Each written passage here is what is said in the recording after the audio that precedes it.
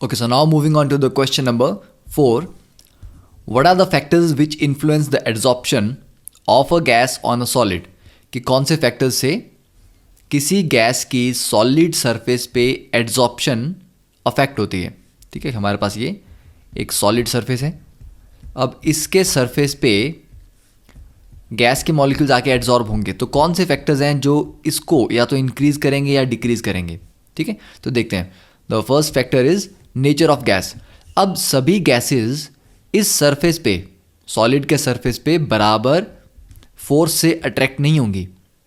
कुछ गैसेस ज़्यादा easily attract होंगी, कुछ गैसेस कम इजीली अट्रैक्ट होंगी. ठीक है, तो ये तो नेचर ऑफ गैस पे डिपेंड करता है.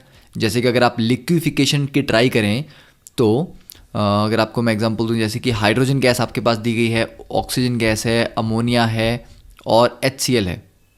ठीक है, या CO2 ले लेते हैं. तो क्या इन चारों गैसों को लिक्विफाई करना बराबर ईजी है? नहीं है. ठीक है, the liquefaction depends on the van der Waals constant A. कि वॉन डर वाल इक्वेशन में आपने गैसेस स्टेट में पढ़ा होगा, एक इक्वेशन थी P + n² A/v² into V - NB = nRT.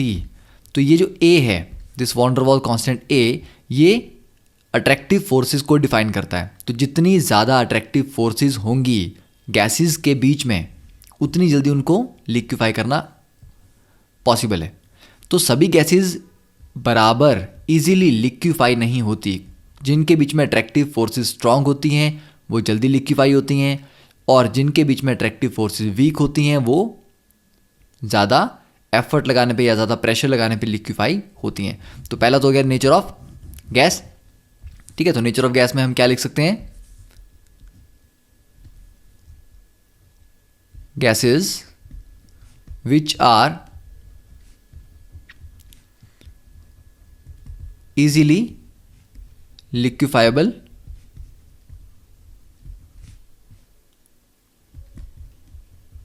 tend to adsorb faster. तो जो गैसेस जल्दी लिक्विफाई होती हैं वो एड्जॉर्ब भी जल्दी होती हैं. तो उनके पास क्या होता है? The van der Waals constant A is higher. उनका van der Waal constant A की वैल्यू ज़्यादा होती है. फिर सरफेस एरिया की बात करें. अब जितना ज़्यादा सरफेस एरिया होगा उतनी ही ज़्यादा एड्जॉर्प्शन होगी. तो मोर सरफेस एरिया मोर एड्जॉर्प्शन. ठीक है, ये पॉइंट तो बिल्कुल बेसिक पॉइंट है. देन प्रेशर की बात करें. अब अगर ये सॉलिड था, सॉलिड के सरफेस पे जो भी गैस आपने रखी है उसका प्रेशर अगर आप बढ़ा रहे हैं, तो प्रेशर ऊपर से लगाने से क्या होगा कि गैस को ऊपर से फोर्सफुली धकेला जा रहा है सॉलिड की तरफ. तो गैस के मॉलिक्यूल ज़्यादा सॉलिड के क्लोज रहेंगे, उसके साथ बार बार कोलाइड करते रहेंगे. ठीक है, तो जब गैस के पार्टिकल्स पे ऊपर से प्रेशर ज़्यादा रहेगा तो वो ज़्यादा नीचे की तरफ मूव करेंगे और इसके सरफेस के ज़्यादा क्लोज रहेंगे.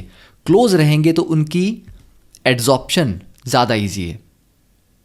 ठीक है, क्योंकि आप ज़बरदस्ती उनके ऊपर प्रेशर लगा के उनको सरफेस के क्लोज ला रहे हो. और जितने ज़्यादा कोलिजन होते रहेंगे सरफेस से, उन्हीं कोलिजन्स में से कुछ मॉलिक्यूल वहीं पर ट्रैप हो जाएंगे. मतलब वो वापस कोलाइड करके वापस नहीं आएंगे, वो कोलाइड करते ही एड्जॉर्ब हो जाएंगे. ओके, तो प्रेशर बढ़ाओगे तो नंबर ऑफ कोलिजन बढ़ेंगे सरफेस के ऊपर, और कोलिजन बढ़ेंगे तो ज़्यादा एड्जॉर्प्शन होगी. तो प्रेशर, तो हम ये बोल सकते हैं कि pressure is directly proportion two degree of adsorption. ठीक है, तो adsorption is directly proportional to pressure of gas. कि जितना ज़्यादा गैस का प्रेशर होगा उतनी ज़्यादा एड्जॉर्प्शन होगी.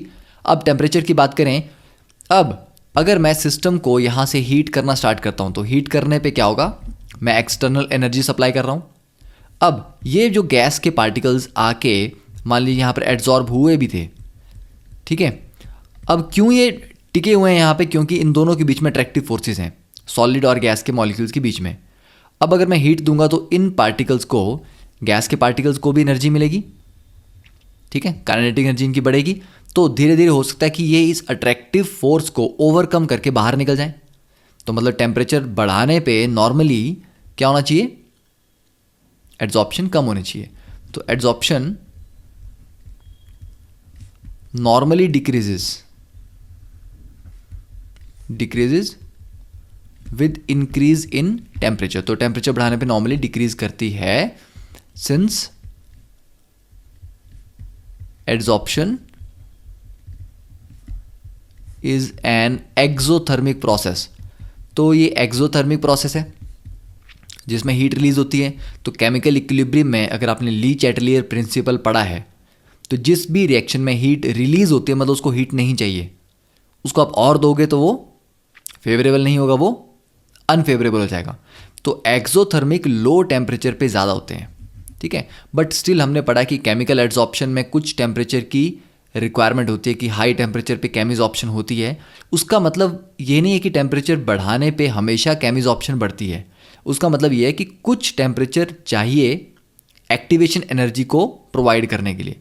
उसके बाद एक बार एनर्जी मिल गई, उसके बाद भी अगर आप टेम्परेचर बढ़ाते जाएंगे तो क्या होगा, तो एड्सॉर्प्शन कम ही होगी। ओके, तो इसके ऊपर एक छोटा सा ग्राफ मैं आपको दिखा देता हूँ। तो एड्सॉर्प्शन का टेम्परेचर के साथ अगर हम ग्राफ देखें तो टेम्परेचर से बढ़ेगी और डिग्री ऑफ एड्सॉर्प्शन को सपोज मैं एक्स लेता हूँ, तो फिजिसॉर्प्शन का ग्राफ ऐसे आता है, ठीक है। This is for physical adsorption. और केमिकल एड्सॉर्प्शन का ग्राफ जनरली हम बोलते हैं कि ऐसे आता है, ठीक है। तो केमिकल एड्सॉर्प्शन का ग्राफ पहले तो इंक्रीज करता है, मतलब टेम्परेचर बढ़ाओगे तो कुछ देर तक वो इंक्रीज करेगा क्योंकि उसको एक्टिवेशन एनर्जी चाहिए। उसके बाद भी बढ़ाते रहोगे तो वो डिक्रीज ही करेगा। तो जनरली होता क्या है, ये ग्राफ ऐसे आ रहा होता है। तो physical adsorption, this is chemical adsorption. तो फिजिकल एड्सॉर्प्शन का ग्राफ धीरे धीरे ट्रांजिशन, मतलब वो केमिकल वाले ग्राफ में मिल जाता है जाके। तो ये जो बीच का पीरियड है, यहाँ से ये वाला जो पीरियड है, ये ट्रांजिशन पीरियड होता है फिजिकल से केमिकल में। तो केमिकल भी टेम्परेचर के साथ डिक्रीज ही करेगी, फिजिकल भी डिक्रीज करेगी। पर जब ट्रांजिशन हो रही होती है तब टेम्परेचर बढ़ाने पे एड्सॉर्प्शन बढ़ती है, क्योंकि उस टाइम आपको एक्टिवेशन एनर्जी की रिक्वायरमेंट है। ओके, सो हम बोलेंगे कि क्योंकि एड्सॉर्प्शन एक्सोथर्मिक प्रोसेस है तो टेम्परेचर बढ़ाने पे डिक्रीज ही करेगा। ओके, देखिए next question 5.5, what is an adsorption isotherm and describe Freundlich adsorption isotherm. देखिए पहली चीज, आइसोथर्म का मतलब क्या होता है कि कांस्टेंट टेम्परेचर ग्राफ की बात हो रही है। और एड्सॉर्प्शन आइसोथर्म जब हम बोलते हैं तो इसका मतलब क्या है कि एड्सॉर्प्शन को हम स्टडी कर रहे हैं टेम्परेचर कांस्टेंट रख के। तो अगर टेम्परेचर कांस्टेंट रख रहे हैं तो वेरी किसको कर रहे हैं, तो यहाँ पर हम एड्सॉर्प्शन वर्सेस, या आप बोल सकते हो कि एक्सटेंट ऑफ एड्सॉर्प्शन, ठीक है, कि कितनी एड्सॉर्प्शन हुई इसको स्टडी कर रहे हैं प्रेशर के साथ, versus pressure at constant pressure, sorry at constant temperature. तो टेम्परेचर कांस्टेंट रख के हम क्या करेंगे, प्रेशर को वेरी करेंगे। कभी लो प्रेशर रखा, कभी हाई रखा, और देखा कि एड्सॉर्प्शन पे क्या इफेक्ट पड़ रहा है, क्या एड्सॉर्प्शन बढ़ रही है प्रेशर के साथ या घट रही है, ठीक है। तो इस तरह के ग्राफ को कहा जाता है adsorption isotherm. This is the study of extent of adsorption with pressure at constant temperature is called adsorption isotherm. अब अगर हम इस लेफ्ट में ग्राफ में देखें, x/m वर्सेस p दिया गया है। यहां पर x क्या है, x is the amount of gas adsorbed, कि कितनी गैस एड्सॉर्ब हुई, ठीक है। तो x is the amount of gas adsorbed, और जो m है that is mass of adsorbent, कि जो सॉलिड था किसके सरफेस पे एड्सॉर्प्शन हो रही है उसका मास। तो अगर हम मास को यूनिटी ले लें, यूनिट मास, तो यूनिट मास पे कितनी गैस एड्सॉर्ब हुई, यह है आपका वाई एक्सिस पे, और एक्स एक्सिस पे प्रेशर, कि प्रेशर बढ़ाने पे जो गैस एड्सॉर्ब हो रही है उसके अमाउंट में क्या चेंज आ रहा है। तो देखिए 195 केल्विन पे ग्राफ इस तरह से जा रहा है। तो इनिशियली ग्राफ थोड़ा स्ट्रेट लाइन सा है, धीरे धीरे बढ़ रहा है, उसके बाद कर्वेचर आ रहा है, कर्वेचर के बाद ये ऑलमोस्ट फ्लैट हो रहा है, ठीक है। तो ये एक टेम्परेचर की बात हुई।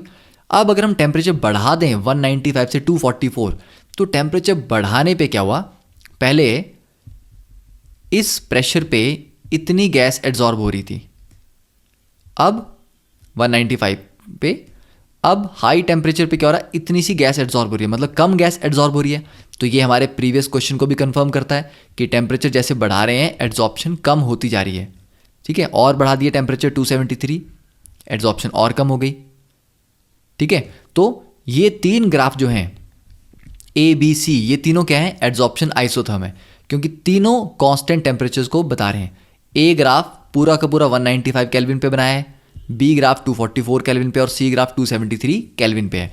अब फ्रॉन्डलिच एक केमिस्ट था जिसने फाइनली 1909 में 1909 में ये एम्पिरिकल रिलेशनशिप दिया कि x/m और प्रेशर के बीच में इक्वेशन क्या आएगी। तो उसने इक्वेशन दी कि x/m is directly proportion to pressure, कि प्रेशर बढ़ता है तो ये x/m भी बढ़ता है, पर हमेशा नहीं। ठीक है, तो उसने बोला कि ये होगा k into P, pressure raise to power 1/n, जहां पर n ग्रेटर देन 1 रहेगा। ठीक है, तो यहां पे n अगर ग्रेटर देन 1 रहेगा तो 1/n की वैल्यू कहां से कहां जाएगी, 0 से 1 के बीच में। ठीक है, तो यहां बोल सकते हैं कि 1/n can have values between 0 and 1। अब ये उसने एक्सप्रेशन दे दिया कि x/m प्रेशर के साथ वेरी तो करेगा, पर इस इक्वेशन के अकॉर्डिंग करेगा। अब अगर इसका लॉग लें हम, taking log on both sides, तो ये आ जाएगा log of x/m is equal to log k plus 1/n log p। और इसको स्ट्रेट लाइन से कंपेयर करें तो ये अगर हमारा y एक्सिस है तो ये हो जाएगा कांस्टेंट, क्योंकि ये तो कांस्टेंट ऑफ प्रोपोर्शनैलिटी है, तो ये हो जाएगा c, और 1/n हो जाएगी स्लोप m, और ये log p x। तो मतलब अगर हम एक स्ट्रेट लाइन ग्राफ बना रहे हैं y वर्सेस x का, तो देखिए ये log है, log इक्वल टू नहीं है, ये सिर्फ log ऑफ x/m है। तो log x/m को log p के अगेंस्ट अगर हम प्लॉट करते हैं तो स्ट्रेट लाइन आएगी, उस स्ट्रेट लाइन की स्लोप 1/n के बराबर होगी, और जो y इंटरसेप्ट है वो log k के बराबर है। ये जो वैल्यू है यहाँ से यहाँ तक, दिस इज log k। ठीक है, तो ये हम स्ट्रेट लाइन ग्राफ भी, तो दोनों तरह से ग्राफ आपको पूछे जा सकते हैं। अब सेकेंडली इसमें 1/n की वैल्यू कहाँ से कहाँ वेरी करेगी, 1/n can have values between 0 to 1। ठीक है, और एज पर NCERT जो प्रोबेबल रेंज है वो उन्होंने लिखा है कि 0.1 से लेके 0.5 तक रहती है। मतलब कि ये इक्वेशन कब एप्लीकेबल होगी, ये equation, this equation holds good over low pressure range. ठीक है, जब प्रेशर आपका लो है तो ये इक्वेशन ठीक है। पर क्या हो रहा है, हाई प्रेशर अगर हम देखें, जैसे जैसे प्रेशर आपका बढ़ता गया, इस पॉइंट पे देखें तो कर्व ऑलमोस्ट फ्लैट होता जा रहा है। तो फ्रॉन्डलिच आइसोथर्म की एक जो शॉर्टकमिंग थी वो ये थी कि हाई प्रेशर पे जाके कर्व ऑलमोस्ट फ्लैट हो जाता है। अब आप जितना मर्जी प्रेशर बढ़ा लो, x/m नहीं बढ़ेगा। तो ये जो इक्वेशन है ये लो प्रेशर पे ही ज़्यादा एप्लीकेबल होगी। ठीक है, तो हाई प्रेशर पे क्या होता है, the curves approach saturation at high pressure। ठीक है, कि हाई प्रेशर पे जाके सारे कर्व ऑलमोस्ट फ्लैट हो जाते हैं, तो उसका मतलब कि वो ऑलमोस्ट सैचुरेट हो गया वहां पर। ठीक है, तो ये हो गया। तो आप इसमें एक और चीज़ याद रख सकते हैं कि इसमें 3 रीजन में इसको हम डिवाइड कर सकते हैं। जब ऑलमोस्ट आपको स्ट्रेट लाइन लग रहा है यहाँ पे, यहाँ से यहाँ, ठीक है, ऑलमोस्ट स्ट्रेट लाइन है, तो ये हो गया लो प्रेशर। तो जब प्रेशर लो था तो x/m प्रेशर के साथ ऑलमोस्ट लीनियरली बढ़ रहा था। उसके बाद थोड़ा कर्वेचर आया यहाँ से यहाँ, तो ये इंटरमीडिएट प्रेशर रीजन हो सकता है, और हाई प्रेशर पे वो ऑलमोस्ट फ्लैट हो गया, तो ये हाई प्रेशर रीजन है। तो 3 अलग अलग रीजन में प्रेशर के साथ वेरिएशन भी अलग अलग है। तो तीनों के में P की जो पावर होगी वो वेरी करेगी। लो प्रेशर में पावर 1 के ज़्यादा क्लोज होगी क्योंकि लीनियर है, इंटरमीडिएट में 1 से कम होती जाएगी, और जितना आप हाई जाते जाएंगे और कम होगी। तो फाइनली हम ये बोलते हैं कि एट हाई प्रेशर, काफ़ी हाई प्रेशर पे x बाय एम क्या हो जाएगा, के पी रेज टू पावर 0, क्योंकि p रेज टू पावर 0 मीन्स 1, तो x बाय एम कॉन्स्टेंट हो जाएगा, x बाय एम नहीं बढ़ेगा। तो जैसे हाई प्रेशर पे देख रहे हैं कर्व फ्लैट हो गया, तो इसकी ये जो वैल्यू तो अभी इससे ऊपर नहीं जाएगी, ये फ्लैट ही रहेगा। तो प्रेशर जितना मर्जी बढ़ा लो, रेज टू पावर 0 करेंगे तो 1 ही आएगा। तो हाई प्रेशर पे हम बोलते हैं x by M is equal to K P raise to power 0, और लो प्रेशर पे के पी रेज टू पावर 1 लिख सकते हैं हम, almost 1। Okay, next is what do we understand by activation of adsorbent. ठीक है, एक्टिवेशन क्या होती है? एक्टिवेशन का मतलब क्या है कि एड्सॉर्बेंट को और एक्टिवेट करना है कि वो ज़्यादा से ज़्यादा एड्सॉर्प्शन करे। ठीक है, अगर आपके पास मान लीजिए कुछ x ग्राम एड्सॉर्बेंट है, तो अभी वो y अमाउंट ऑफ गैस को एड्सॉर्ब कर रहा है। अगर वो y से भी ज़्यादा कर दे, कुछ प्रोसेस उसके साथ हम करवाएं, कुछ ऐसा करें जिससे उसकी एड्सॉर्ब करने की पावर बढ़े, तो उसको बोलेंगे कि हमने इसको एक्टिवेट कर दिया है। ठीक है, तो एक्टिवेशन करने का मतलब क्या है? To increase its adsorption power. Okay, तो इसको मैं यहीं लिख देता हूं। तो activation, activating an adsorbent means to increase its adsorbing power. अब एड्सॉर्बिंग पावर कैसे बढ़ा सकते हैं? देखो, सरफेस तो वही है, ज़्यादा एड्सॉर्ब क्यों करेगा? तो नॉर्मली जब भी हम कोई सॉलिड सरफेस देखते हैं, वो सॉलिड सरफेस क्लीन नहीं होता, मतलब उसके सरफेस पे कोई ना कोई लेयर हमेशा होती है, हमेशा।